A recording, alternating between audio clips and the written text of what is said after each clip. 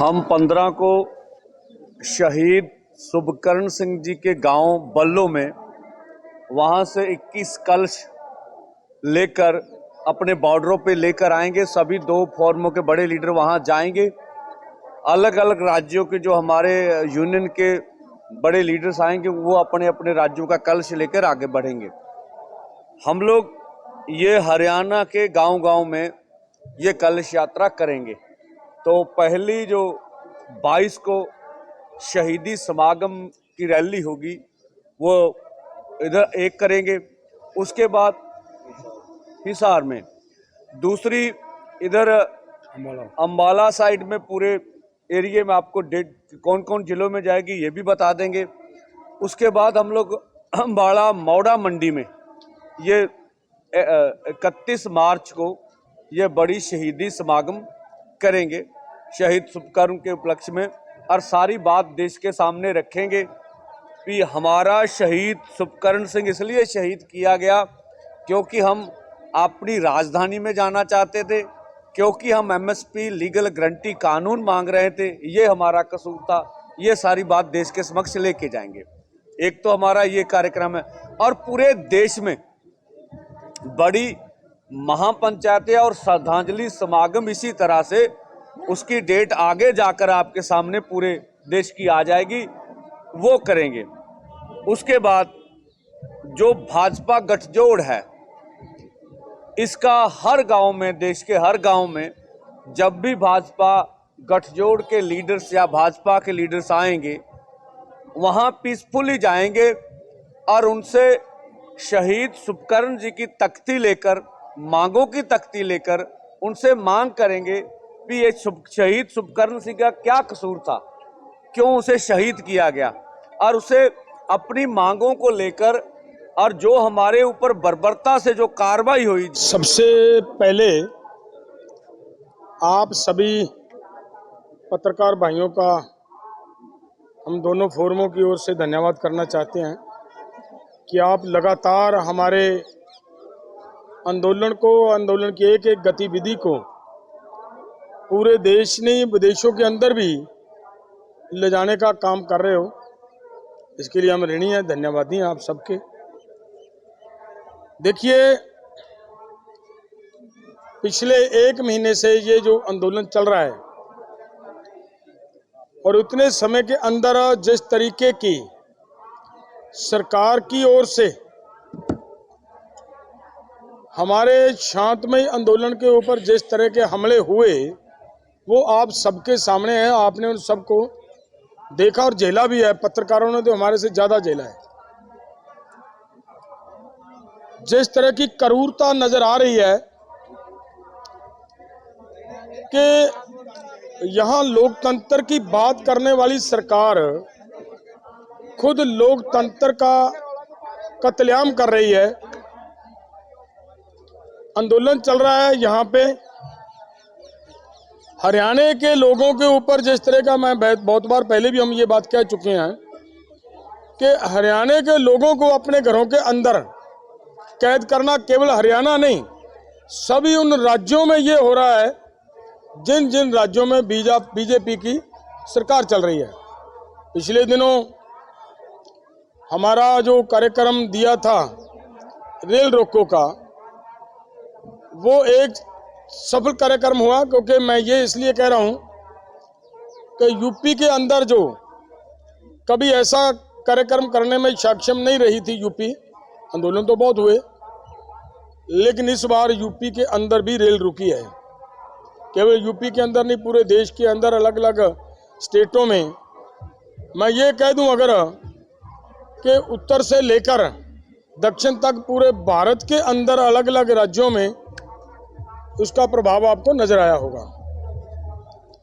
लेकिन जिस तरीके की सरकार की क्रूरता है कि जो भी आदमी आंदोलन की तरफ बढ़ता है उसके घर पे नोटिस चिपका दिया जाता है, उसको तरह तरह की धमकियां दी जा रही हैं। लेकिन ऐसा होने के बावजूद भी लोगों ने 1 महीना भर पूरी तरह शांति रखते हुए इस आंदोलन को चलाया और तरह तरह के सरकार का हमले झेले हैं, और वो सब झेलते हुए शांति से उनके हमलों का सामना किया, मुकाबला किया, और उसकी आज बहुत बड़ी आपके सामने ये मिसाल है कि आंदोलन किस तरह मजबूती से आगे बढ़ रहा है कि मजबूरन हरियाणा की गवर्नमेंट को, पूरी की पूरी गवर्नमेंट को इस्तीफा देकर नई सरकार बनाने का प्रयास किया गया। उनका कोशिश है सरकार की कि वो हरियाणा के अंदर एंटी कंबेंसी जो बनी है शायद उसको कवर कर पाएं, उनका भुलेखा है। लेकिन उनको ये नहीं भूलना चाहिए कि 400 किसानों के जिस्म से टपका एक एक खून का बूंद, खून का तबका, और हमारे किसानों की हो रही कुर्बानियां लोग भूलेंगे नहीं। एक एक कुर्बानी और एक एक खून के तुपके का लेखा हिसाब देश के लोग लेंगे।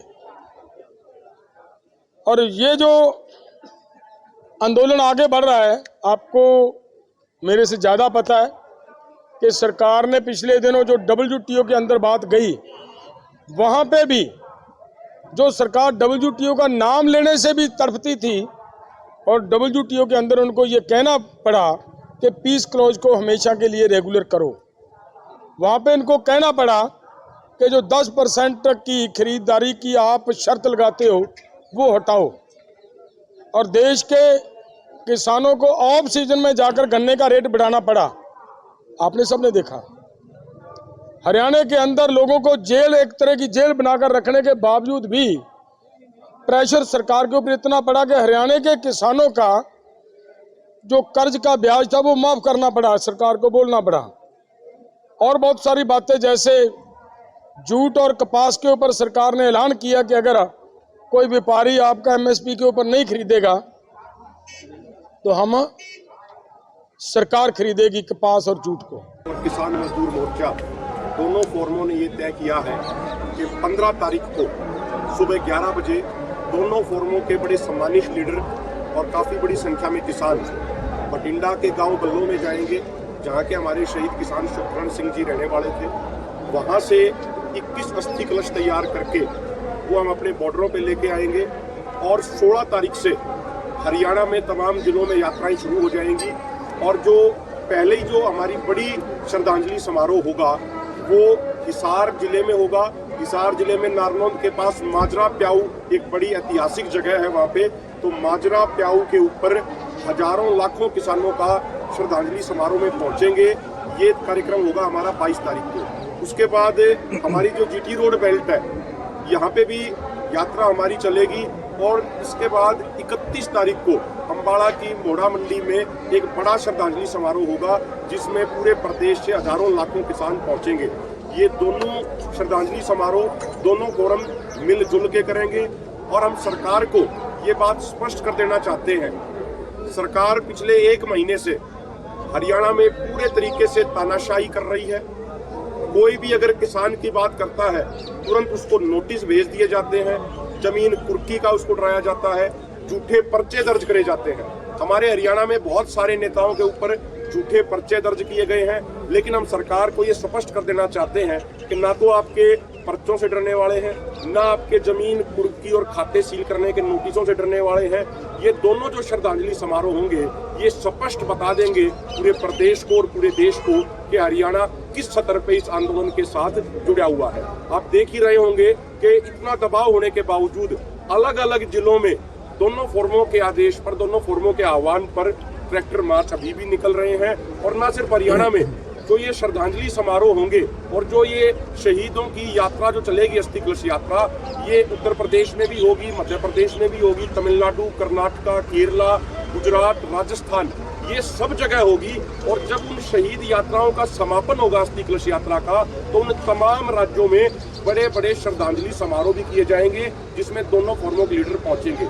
और एक और बात आपको ये बताना चाहते हैं कि परसों हमारे राजस्थान के किसानों ने बड़ी संख्या में इकट्ठा होकर जब वो दिल्ली की तरफ बढ़ रहे थे दोनों फोरमों के बैनर तले, तो रतनपुरा चौटाला रोड पे हरियाणा राजस्थान बॉर्डर पे हरियाणा से 1 किलोमीटर दूर उन किसानों को रोका गया है।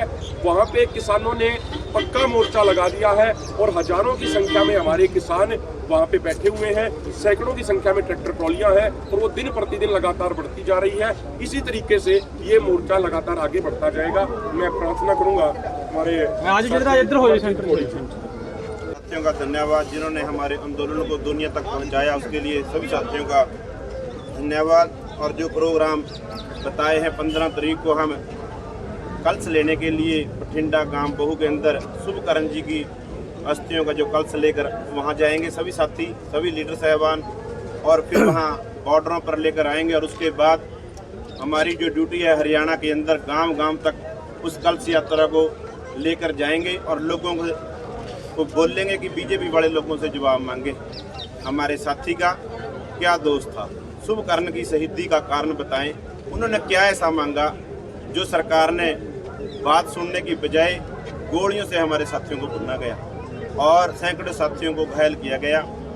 और ये कलश यात्रा अलग अलग जिलों से होती हुई 2 दिन के लिए पंचकुला में, 17-18 के आसपास ये 2 दिन यमुनानगर में, 2 दिन कुरुक्षेत्र में, 2 दिन करनाल के अंदर, 2 दिन कैथल के अंदर और फिर 3 दिन अम्बाड़ा के अंदर गांव गांव में पहुंचेगी।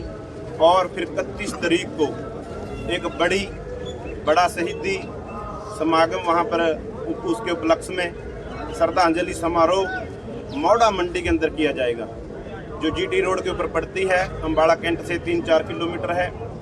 वहां पर पूरे हरियाणा की तरफ से लोग पहुंचेंगे। और 22 तारीख को हिसार के अंदर, मैं कहना भूल गया, 22 तारीख को हिसार के अंदर प्याऊ माजरा के अंदर वहां पर सारा हरियाणा पहुंचेगा। वहां पर रोहतक, हिसार, दादरी, भवानी, जींद वहां ज़्यादा पहुंचेंगे। और अम्बाड़ा के अंदर करनाल, कैथल, यमुनानगर, पंचकुला, अम्बाड़ा, ये सारा एरिया 31वाड़ी में ज़्यादा से ज़्यादा संख्या में पहुंचकर सरकार के ऊपर दबाव भी बनाएगा। और जो डर और भय का माहौल हरियाणा के अंदर बनाया हुआ है, उसके लिए हम सरकार जो भी तसद्दुद करना चाहती है वो कर ले, किसी तरह कोई समस्या नहीं। हम 15 तारीख 16 तारीख से हमने हरियाणा के अंदर कलश यात्रा निकालनी है।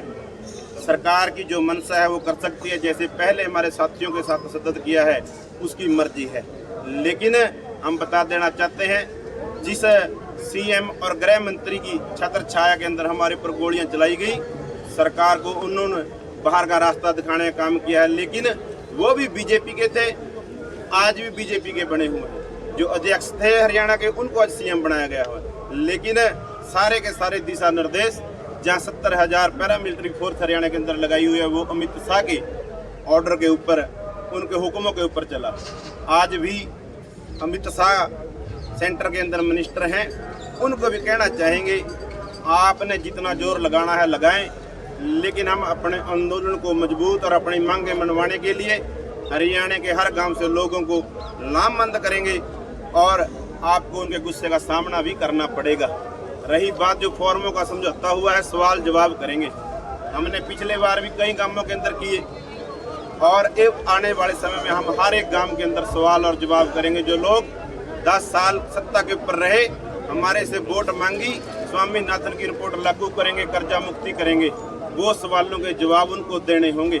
अगर उन लोगों ने हमारे सवालों के जवाब नहीं दिए, जो उन्होंने चौन मैनिफेस्टो हमारे साथ वादे किए थे वो पूरे नहीं किए, जो आंदोलन के अंदर लिखत के अंदर हमारे साथ वादे किए वो उन्होंने पूरे नहीं किए, तो सब बातों का जवाब देना होगा। अगर उन लोगों ने हमारी बातों का जवाब नहीं दिया, हम हर एक गली के अंदर, हर एक मोहल्ले के अंदर दीवारों के ऊपर लिख देंगे जो जो हमारी डिमांडें हैं और हमारे साथ क्या क्या हुआ। और फिर अगर सवालों के जवाब नहीं देते, काली झंडियों के साथ उनका हम रोष प्रदर्शन भी करेंगे, विरोध भी करेंगे। सो इसी तरह से ये प्रोग्राम है और आने वाले प्रोग्राम आपको बता दिए जाएंगे।